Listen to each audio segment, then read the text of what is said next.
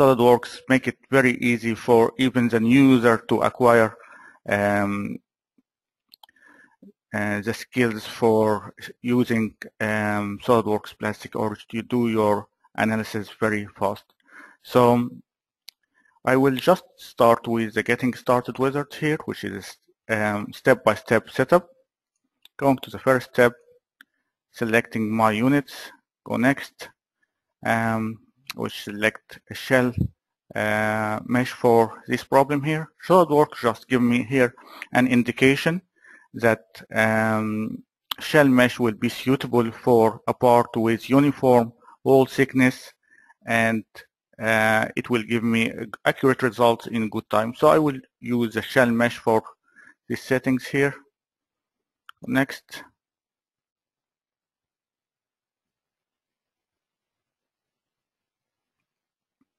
It's just loading the model geometry into SolidWorks.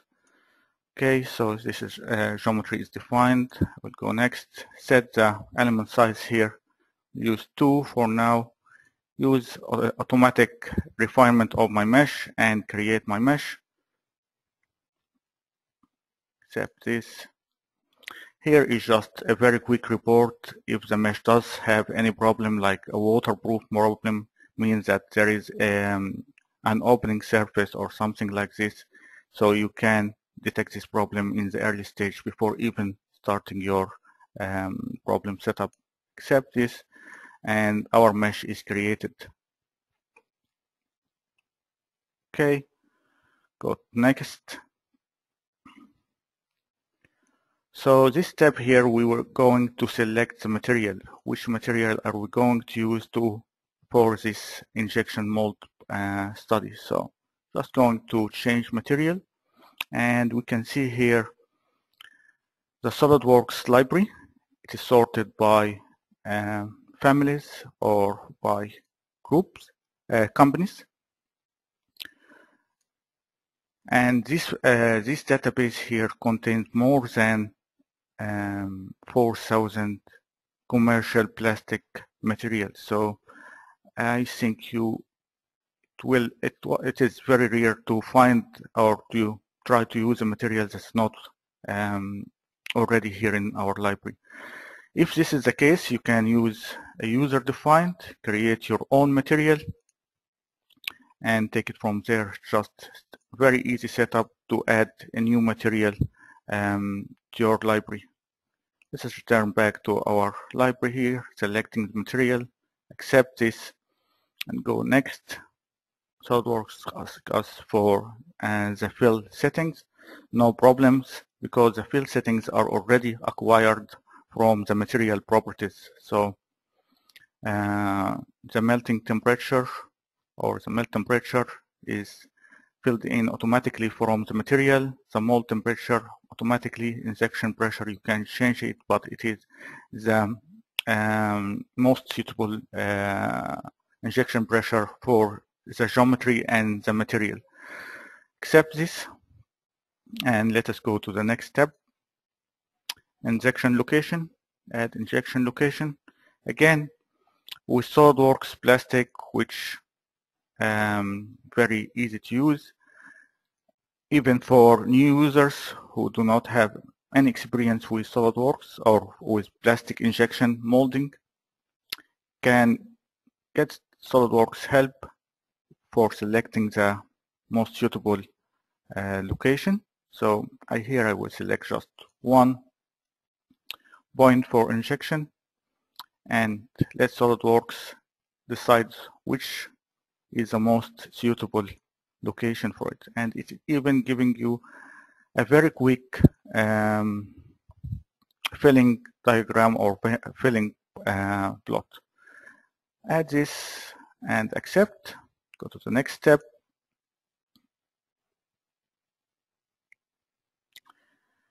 Now we are ready to run the simulation. I have already run this simulation before, and I have the results here. So let us have a look on our filling results. Okay, loading the results. As you can see here, I can see the filling time. I can animate this. So let us see how the part will be filled. Stop this and look for the air traps. As expected from the filling plot, I can see that there will be air traps in this area here, and it may be not easy to get rid of them using this design. Okay, let us also see the weld lines. Okay, so our next step, we are going to change a design and see what is the impact of reducing the air traps on this model here. One thing about SolidWorks Plastics, it is fully integrated inside SolidWorks. So just changing the environment to the modeling mode, and I have here prepared my model.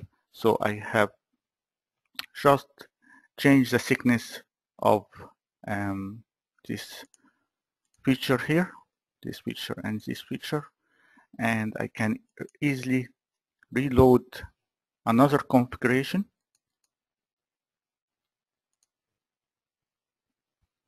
to the same setup and have a look on the results. So the air traps are not eliminated at all, but they are in a location here where I can have a vent, or it's easy to get rid of these air traps this way. Can also have a look on the pressure at the end of fill, central temperature, average temperature, a lot of results. So up till here we are talking about a plastic part designer who is testing or want to verify whether his product will be filled or will be manufacturable or not. Let us take our model one step ahead. So we are going now to use a multi-cavity design. So I have prepared here a multi-cavity design. Now we are going to see or to help the mold designer more than the part designers. So that is taking us to the next level, which is SolidWorks Premium, where we can do the fill process plus the packing process as well.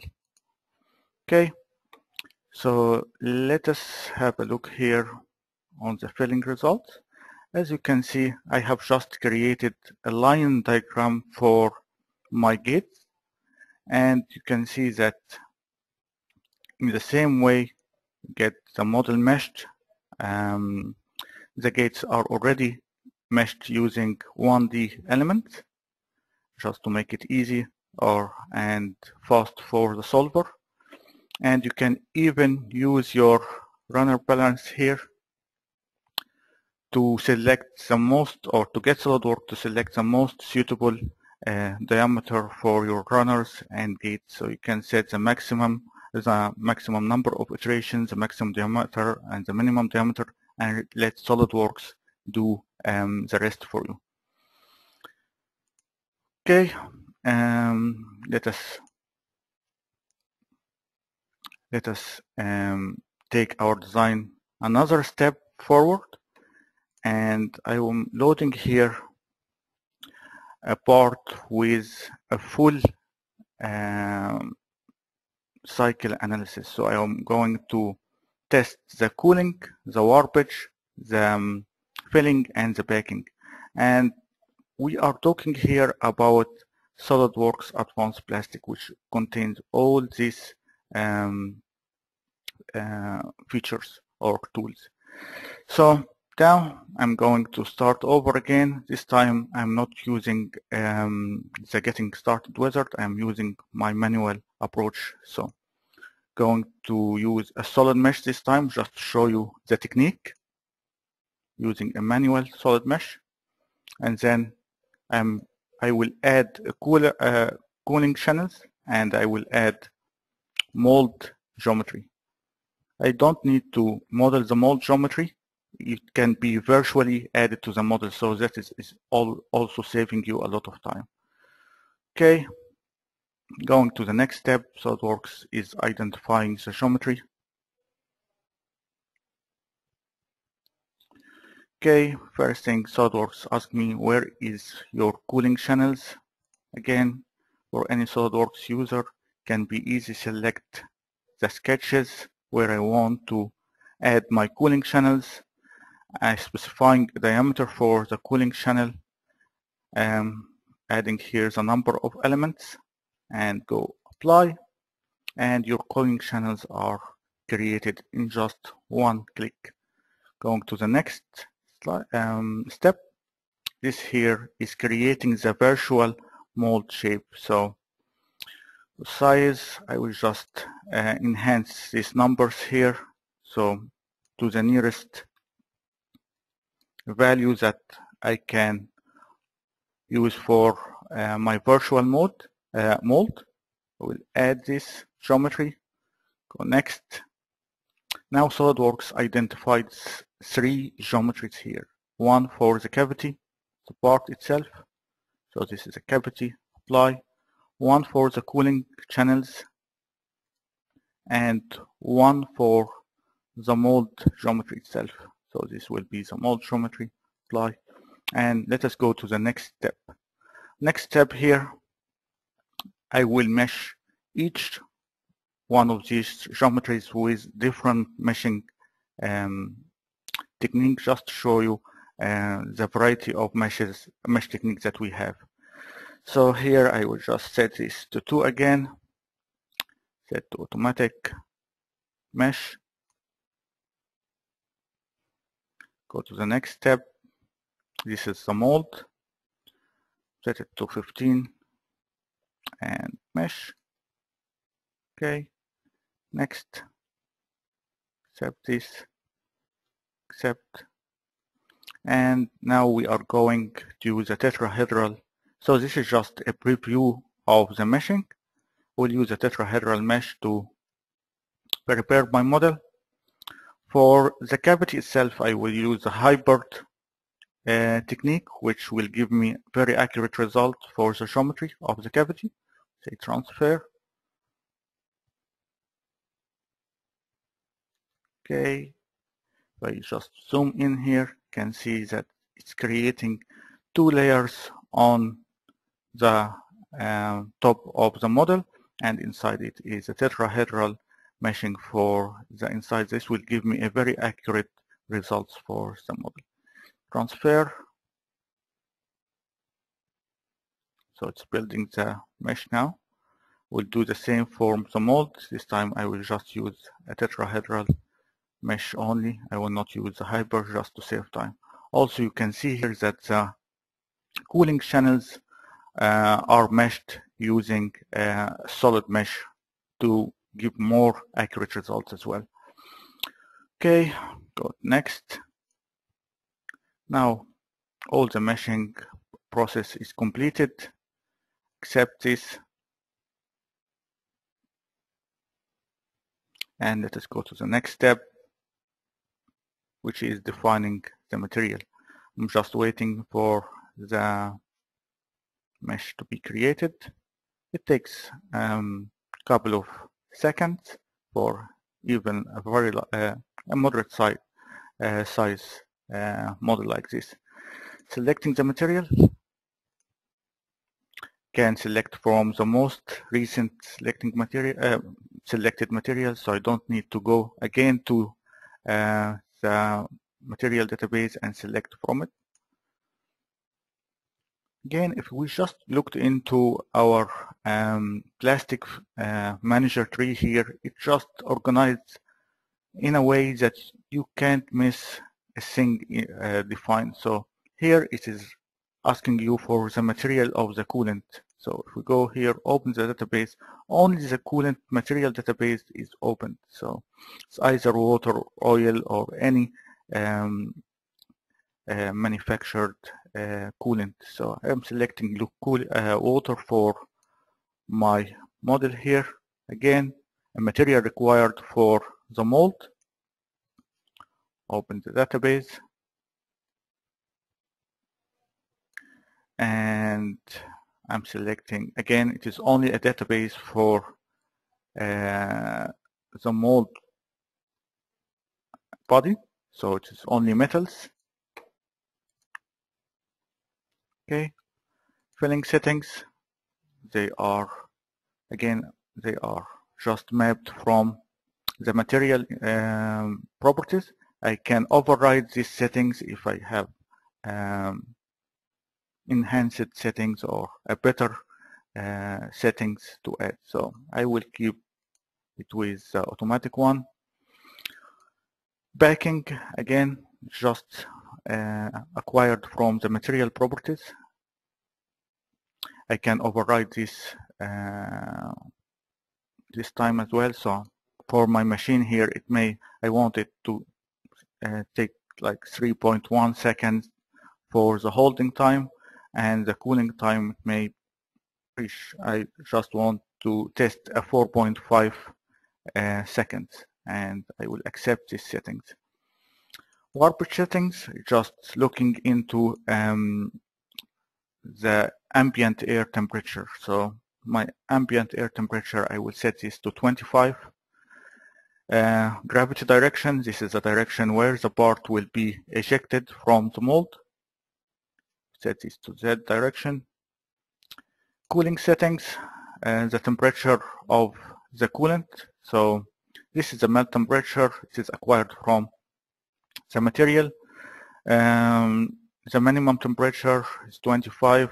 Air temperature, I will set this to 25 as well. And here I can set the flow rate that will go through my cooling channel. So I will set this to 200 cc per second and accept this. Okay, I think we are nearly finished for the setting of our problem. If you go to our cooling pipe settings, I can control the direction of the flowing of the cooling liquids. So you can set here, I want this channel here to use a different direction, and I will set again the temperature to 25, the flow rate to 200, accept this, and now we are good to go. So our next step is to select the sequence of our cycle. So are we going to start from a cooling, then flow, then packing, and then warpage, or start from flow, cooling, flow, packing, warpage? It depends. Or even do you want to do a cooling cycle or flow cycle, flow and pack? There is multiple of options here to select from. Right, I have already solved this problem in another configuration, so let us see the results.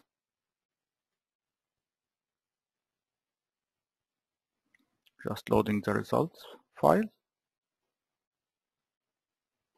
Okay, so I have used a complete cycle here, the flow, pack, cooling, and warpage.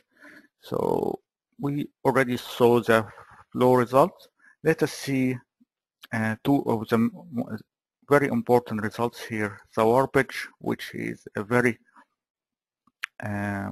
serious problem when dealing with plastic parts. So here I can see the sink marks very clearly, and based on the real cooling environment, the in-mold residual stresses, so I can see the total stresses here, and the total stresses here is automatically converted into a deformation, a material deformation value. So it's not a stress, it is a material deformation value. I can see also the thermal, the quenching thermal stresses, which is the shrinkage of the geometry. You can set the scale here to 10, so you can see the shrinkage of the part. Also, let us look into the cooling results.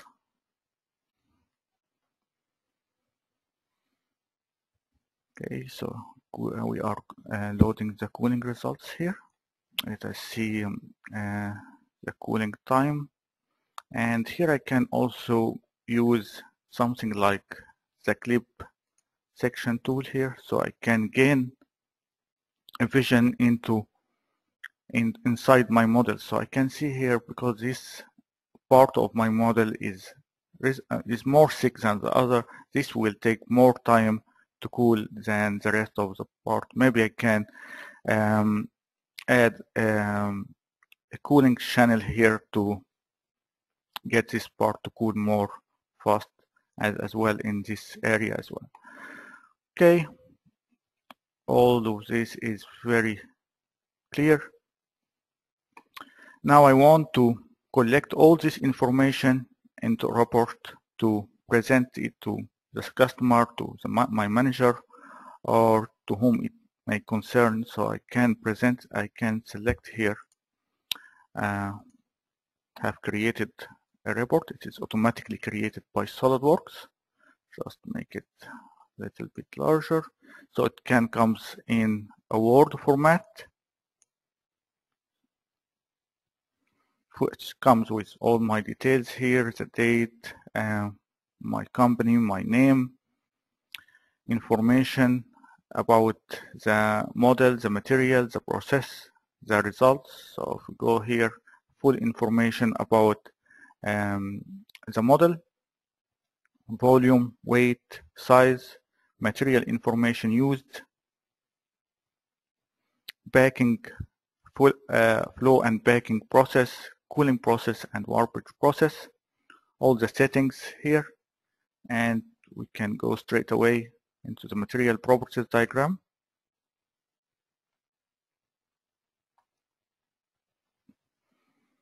And we will finally go into the results. So here even you can have an animation of the results. Comes as an AVI, which can be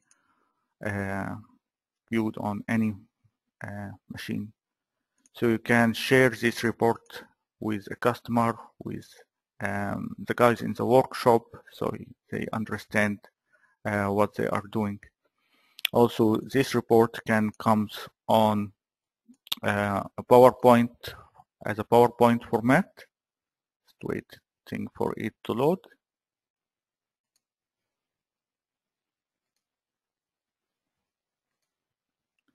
Again, maybe this one is better for presenting the results in a presentation, something like this.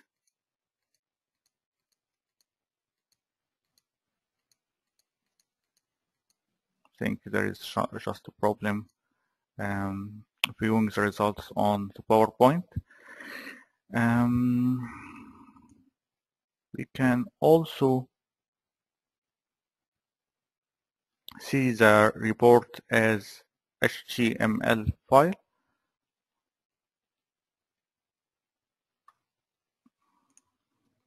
So this is the HTML version of the report. Can go straight away into the figures here, the results, flow results, and you can have this nice animation in your report as well. HTML report can be sent to any user.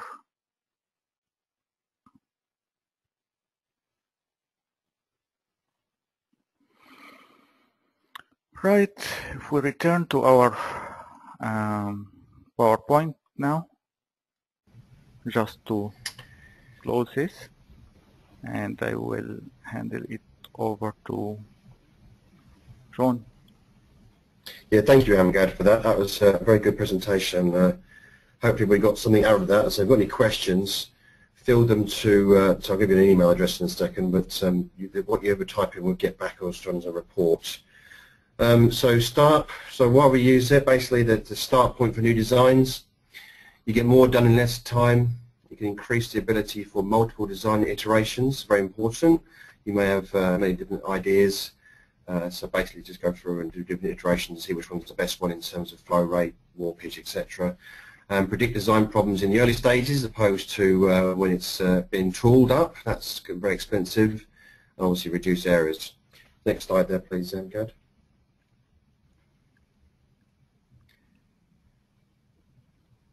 So the big ticket items, you reduce the time to market for your product.